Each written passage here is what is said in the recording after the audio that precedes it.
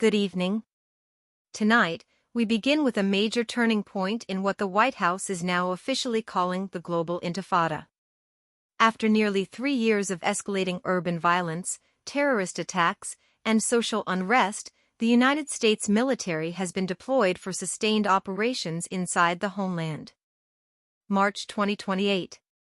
A date that will be remembered as the moment the U.S. government shifted from containment to direct retaliation.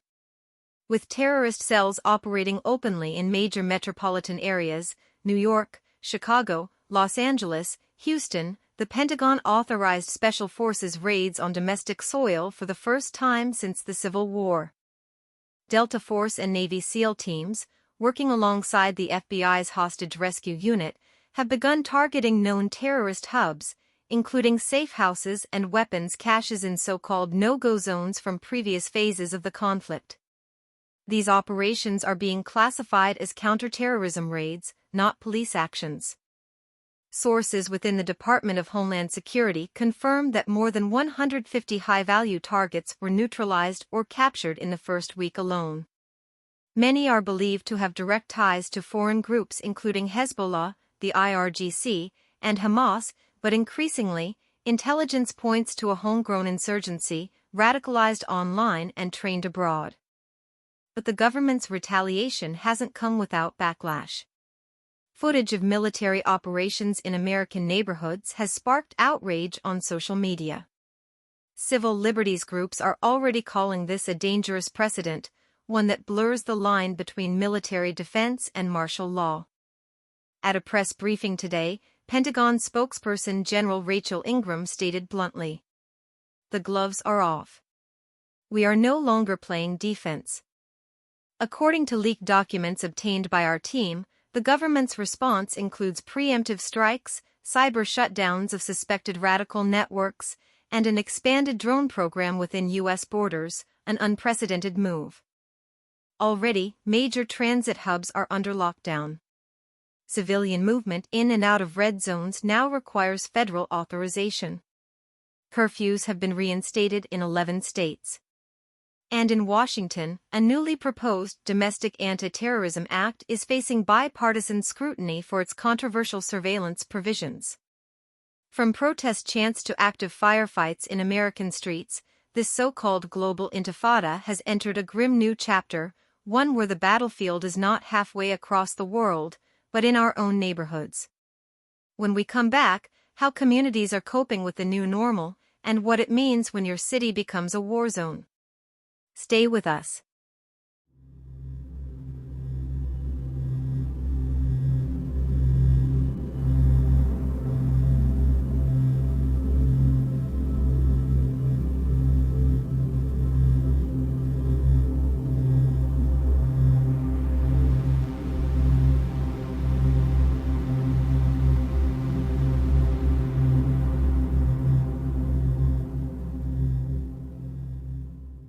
Good evening.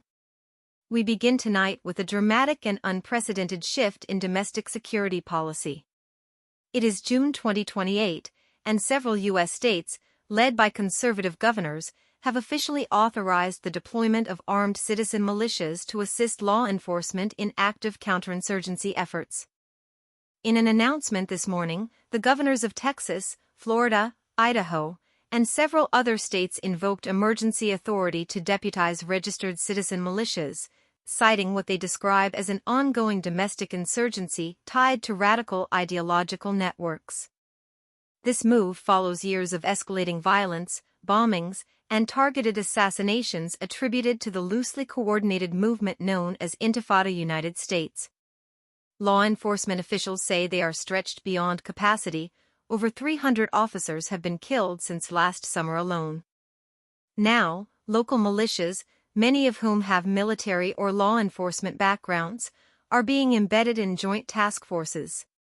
Their mission: support urban clearing operations, defend key infrastructure, and track suspected insurgent operatives. Critics have warned this move could fuel further unrest. Civil liberties groups are sounding alarms over accountability, racial profiling, and the growing militarization of civilian life. But supporters argue that with national police forces overwhelmed, and with radicalized networks continuing to carry out coordinated attacks, these militia units are a necessary stopgap. Sources tell us that the Department of Homeland Security is closely monitoring these developments, though federal officials have yet to intervene. The question now, is this a bold defense of law and order, or the opening act of a new kind of American civil conflict? We'll have more after the break, an exclusive interview with a former FBI agent who says we're witnessing the collapse of traditional law enforcement doctrine in real time.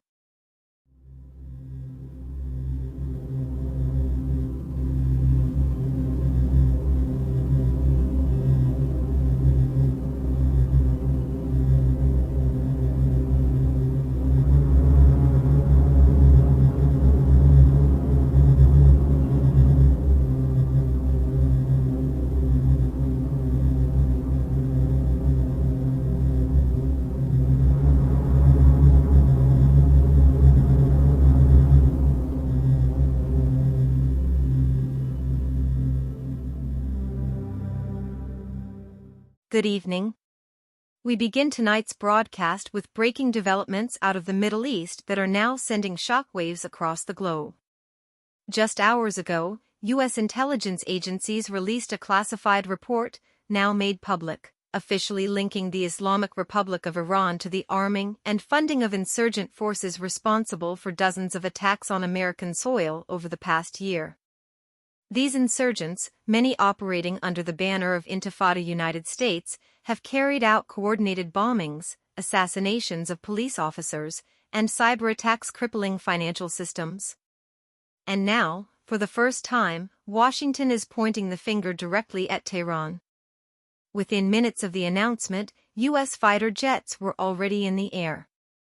Tonight, American F-22s and B-2 stealth bombers have launched a series of retaliatory strikes on Iranian military installations believed to house drone factories and weapons depots used to supply insurgents. The strikes hit multiple IRGC compounds near Kermanshah and Isfahan. Iranian state media is already calling it an act of war, vowing retaliation. In Tehran, crowds gathered in the streets, chanting anti-American slogans and burning U.S. flags. With tonight's events, what began 3 years ago as isolated domestic unrest, sparked by overseas conflict, has now escalated into a true international crisis. Global markets are reeling. Oil prices surged 18% in after-hours trading. NATO has called an emergency session for tomorrow morning. From the first acts of sabotage in 2026 to the declaration of martial law earlier this year, to now, direct military conflict with a foreign state sponsor, the conflict dubbed the Global Intifada has reached an entirely new level. In the days ahead, the U.S. may face not only an intensifying insurgency at home, but potentially a broader regional war in the Middle East. The question now, how far is Washington willing to go to stamp out the threat? And what will Iran's next move be? We'll continue tracking this breaking story. Coming up next, how major U.S. cities are preparing for potential retaliatory attacks, and the rising threat of cyber warfare on America's critical infrastructure. Stay with us.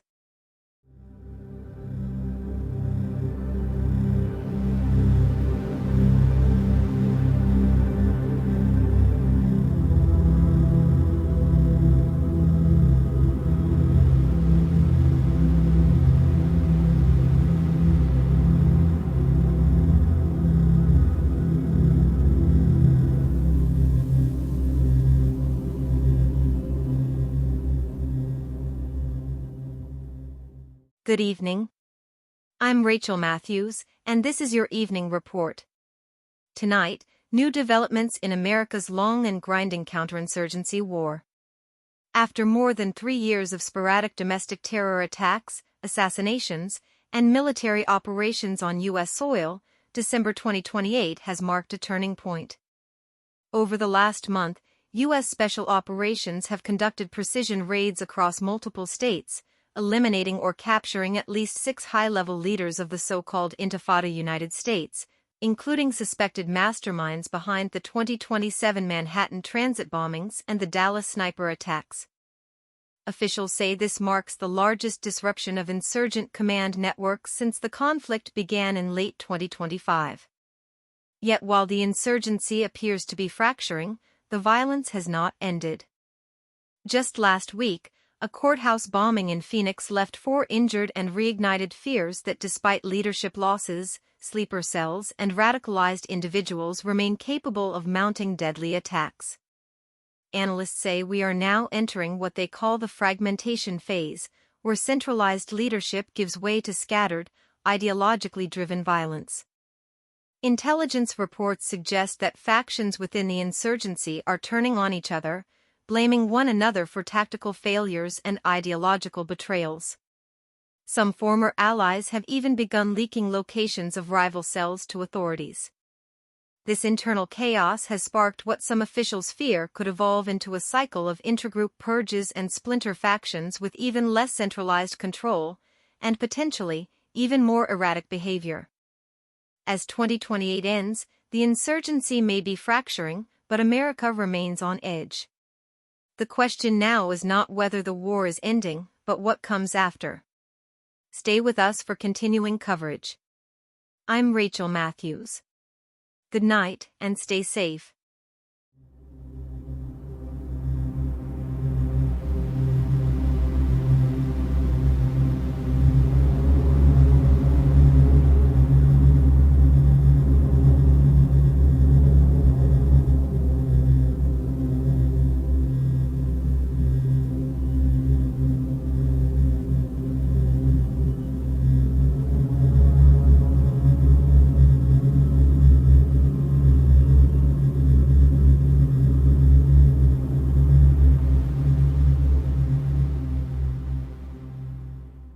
Good evening.